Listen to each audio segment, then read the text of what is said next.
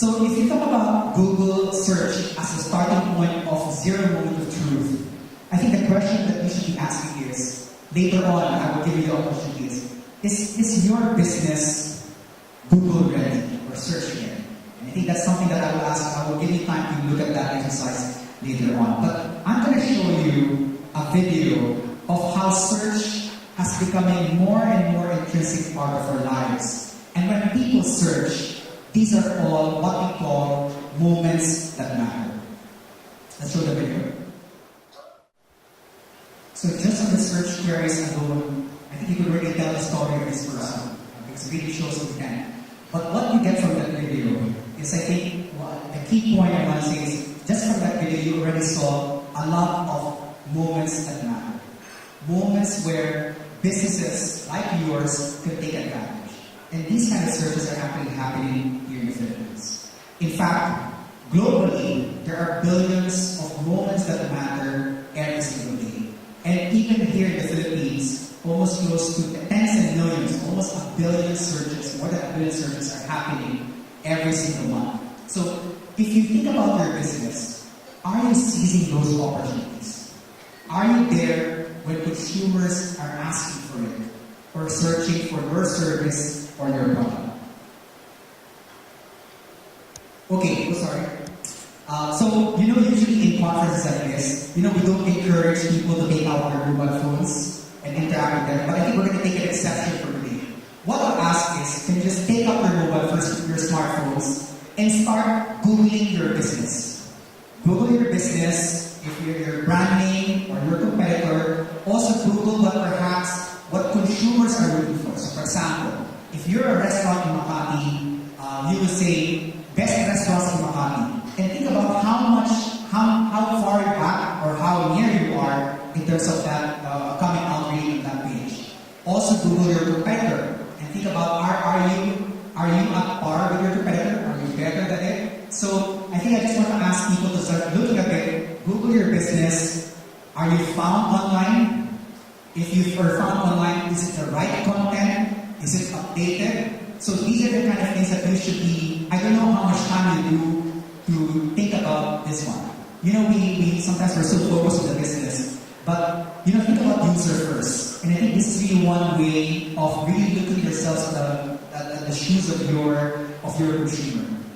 How's the online journey when they research about your own product or your service? If you're a tailoring company, best tailoring shop, let's say in Makati, are you coming out? So I think that's the kind of perhaps question that you always update, and you should not do this just one time. I think it's something that you do regularly, because not just you were thinking about it, other businesses are also thinking about it as well.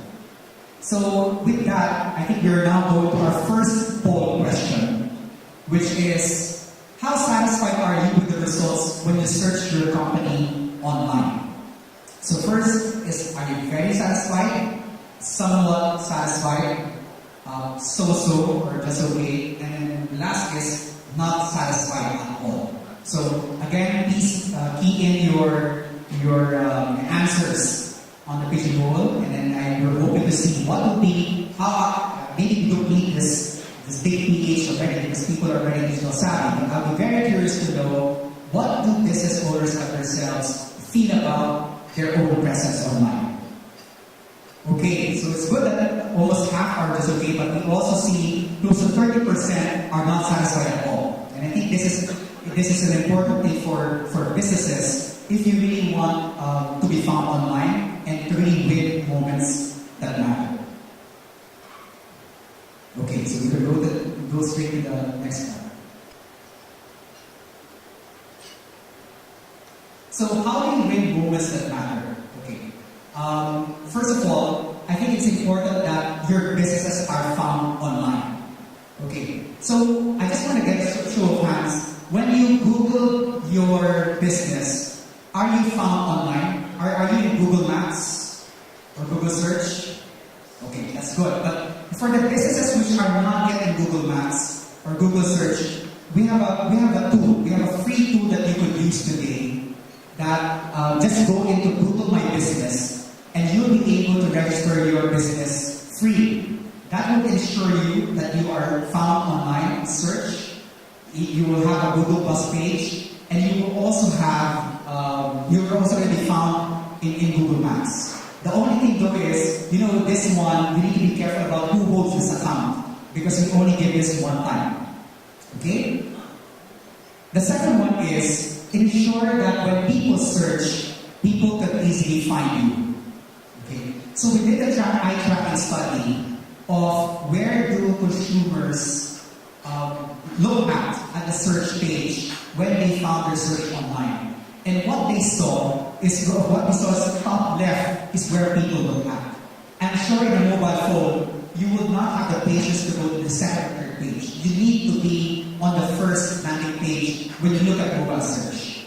So there are basically two ways when how do you find yourself when you Google yourself or you search your business. There are two ways to doing it. First, of course, is you could go to organic, which is when people come out. Are you showing the relevant results when people are searching? And the second one is, of course, investing on paid search so that you will be on the top left results when people search for your page. The third thing that perhaps we want businesses could do is to ensure that you own the keywords that matter to your business. So what are these keywords? So we put in the keywords into 3 buckets.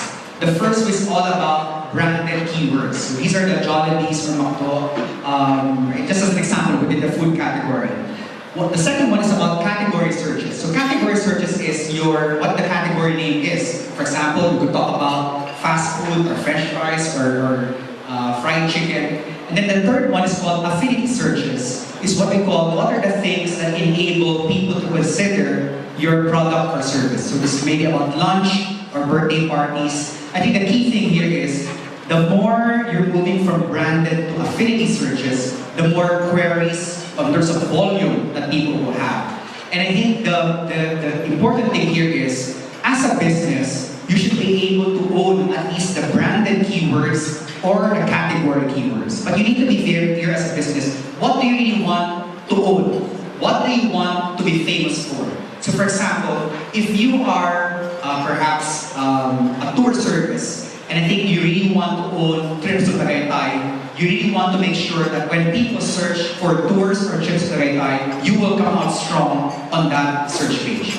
So we have one client in Google, which is a plumbing service called AG Malabanan. Okay, so what he did was, I think it's not going to be clear here, but when you type in plumbing service, he comes out number 1.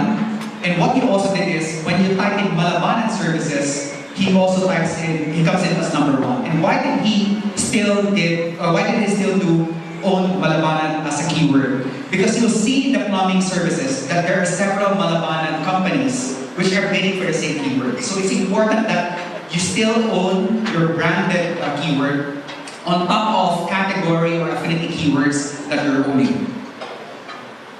The fourth one is all about being mobile ready.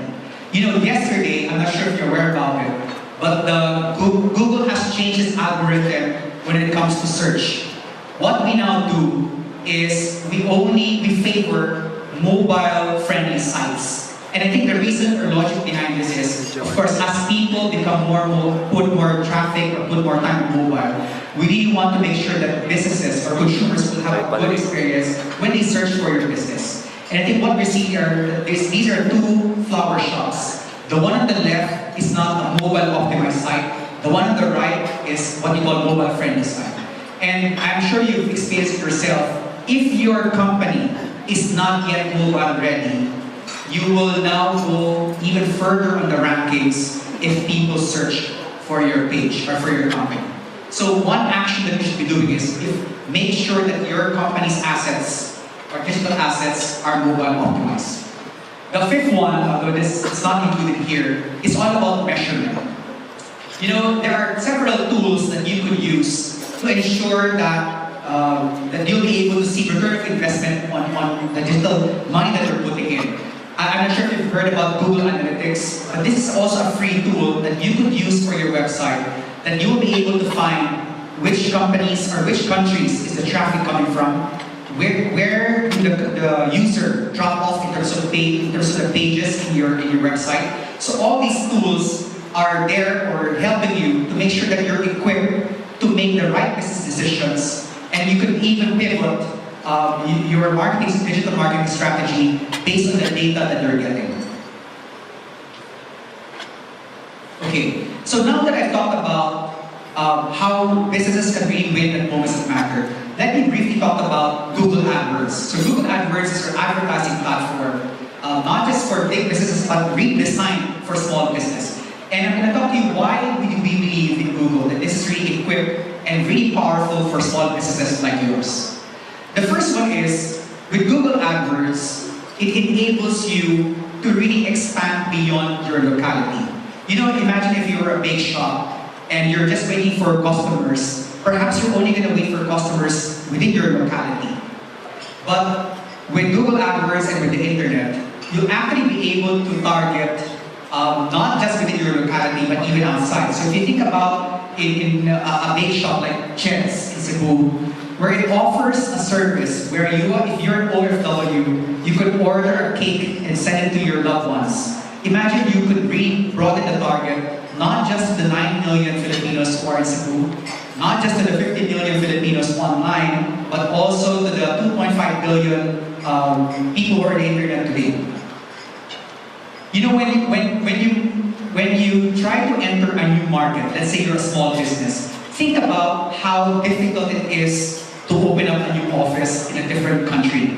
You need to set up an office, you need to hire new people, you need to learn the language. But with Google AdWords, you could effectively reach out to other markets which were not present in the past. So if you're really looking at export opportunities, think about Google AdWords would be a perfect platform for you to be able to realize that opportunity.